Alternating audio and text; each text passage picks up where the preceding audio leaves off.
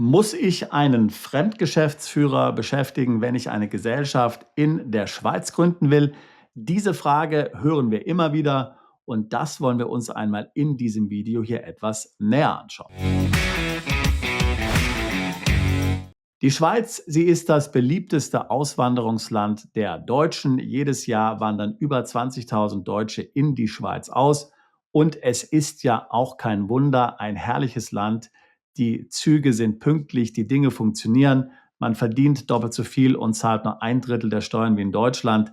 Eine wahre Insel der Seligen. Was gibt es zur Schweiz schon groß Negatives zu sagen? Allerdings ist es natürlich auch so, dass gerade Unternehmer vielfach ein Unternehmen in der Schweiz gründen möchten, ohne sofort dahin auszuwandern. Sie möchten weiterhin in Deutschland wohnen bleiben und dort eine Firma gründen. Und hier stellt sich dann die große Herausforderung, dass man einen Geschäftsführer in der Schweiz anstellen muss. Denn wie du vielleicht weißt, ist es in der Schweiz gesetzlich vorgeschrieben, dass es hier Geschäftsführung in der Schweiz gibt. Also jemand, der in der Schweiz wohnt, muss der Geschäftsführer sein. Es muss kein Schweizer sein, aber es muss jemand sein, der in der Schweiz wohnt. Was meistens gemacht wird, ist, dass man dann einen Geschäftsführer rekrutiert oder eben einen der eigenen Mitarbeiter in die Schweiz umziehen lässt, der dann dort die Geschäftsführung übernimmt.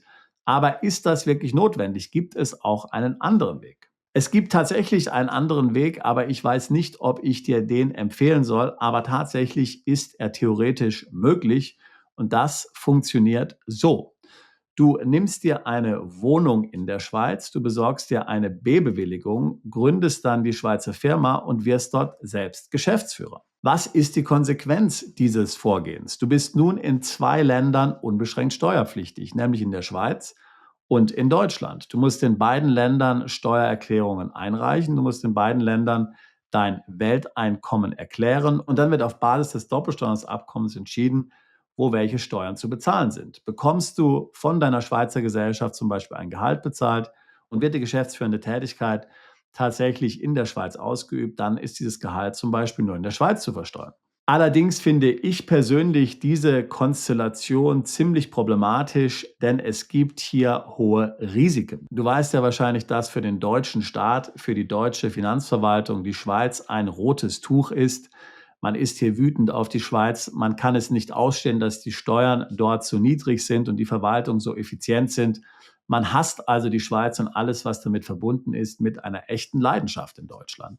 Das bekommt natürlich dann der arme Unternehmer ab, der dort einfach eine Gesellschaft gründet, ohne jetzt hier groß sich Gedanken dazu zu machen. Vielleicht hat er Kunden in der Schweiz, vielleicht hat er einen anderen Grund, dort ein Unternehmen zu gründen. Du wirst allerdings unter den genannten Voraussetzungen damit rechnen müssen, dass das Deutsche Finanzamt hier dann seine Nase sehr tief in deine Angelegenheiten steckt und ganz genau wissen will, was dort passiert. Man wird dich also fragen, wo tatsächlich das Tagesgeschäft der Gesellschaft geleitet wird. Nun, du hast einen Wohnsitz in der Schweiz. Wie viel bist du nun wirklich in der Schweiz? Reiche einmal Nachweise ein und zeige, dass du tatsächlich so oft in der Schweiz bist, dass das auch realistisch ist. Zeige, dass die Schweizer Gesellschaft Geschäftsräume hat. Zeige, dass die Schweizer Gesellschaft möglicherweise noch andere Mitarbeiter hat.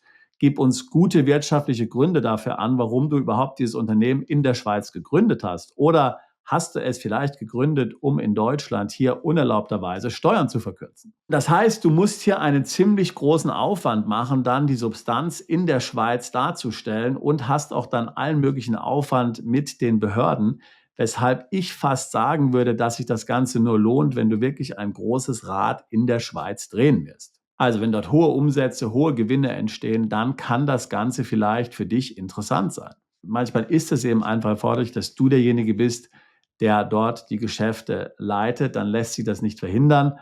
Aber vielfach wäre es natürlich die bessere Lösung, wenn du tatsächlich dort einen Geschäftsführer einstellst und eben nicht selbst die Geschäftsführung machst. Aber wie gesagt, grundsätzlich ist das natürlich möglich, wenn auch nicht unbedingt sehr ratsam, muss ich sagen. Es ist jedenfalls dann extrem wichtig, dass du aus Deutschland wirklich überhaupt nichts für diese Schweizer Gesellschaft tust.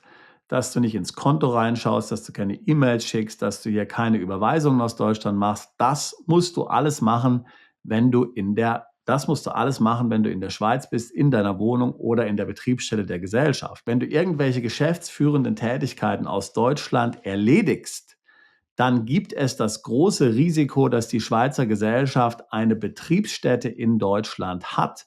Das heißt, sie ist dann nicht nur dort steuerpflichtig, sondern du wärest eben auch verpflichtet, die Gesellschaft steuerlich in Deutschland als solche anzumelden.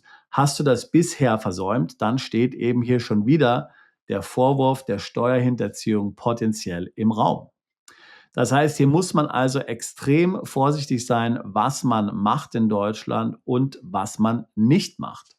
Du musst sehr genau dokumentieren, dass du dich in der Schweiz aufhältst. Es muss auch tatsächlich natürlich zum Unternehmen passen, dass du dieses Tagesgeschäft dann nur in der Schweiz machst. Also es wäre zum Beispiel nicht vorstellbar, dass du ein Unternehmen hast mit etlichen Mitarbeitern, mit einem hohen Umsatz und vielen Kunden, du der Geschäftsführer bist, aber dann nur einmal pro Monat in der Schweiz bist. Das ist einfach nicht glaubwürdig. Das würde dir das Finanzamt nicht abnehmen. Da würde man sagen, dass die Geschäftsführung eines solchen Unternehmens weit mehr Zeit in Anspruch nimmt als nur einen Tag pro Woche. Daher ist es logisch, dass du hier die geschäftsleitenden Tätigkeiten aus Deutschland wahrnimmst. Damit hat die Gesellschaft eine Betriebsstätte in Deutschland und damit ist der Spaß dann vorbei. Hier musst du also wirklich höllisch aufpassen, dass du dich hier nicht in sehr schweres Fahrwasser begibst, steuerlich gesehen. Daher nochmal, mein Ratschlag an dich ist, werde nicht Geschäftsführer der Schweizer Gesellschaft, bestelle einen Fremdgeschäftsführer, bezahle ihm ein normales Gehalt. Auch das ist natürlich extrem wichtig. Du kannst dich einen Fremdgeschäftsführer bestellen und dem dann nur 500 € im Monat bezahlen. Auch der muss natürlich marktüblich bezahlt werden. Oder ansonsten wandere eben selbst in die Schweiz aus, gib den deutschen Wohnsitz auf und dann kannst du natürlich in der Schweiz Geschäftsführer sein. Auch hier ist wichtig zu beachten, dass es im Doppelbesteuerungsabkommen zwischen Deutschland und der Schweiz die sogenannte überdachende Besteuerung gibt.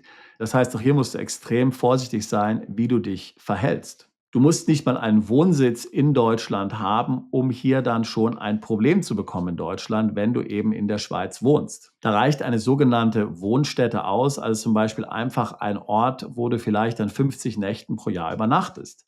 Wenn du das hast, diese Wohnstätte, dann giltst du weiterhin als unbeschränkt steuerpflichtig in Deutschland. Möglicherweise könnte eine Wohnstätte auch ein Hotel sein, wo du immer das gleiche Zimmer nutzt. Tatsächlich haben wir Mandanten, die darauf achten, dass sie, wenn sie in einem Hotel sind, immer in ein anderes Zimmer kommen.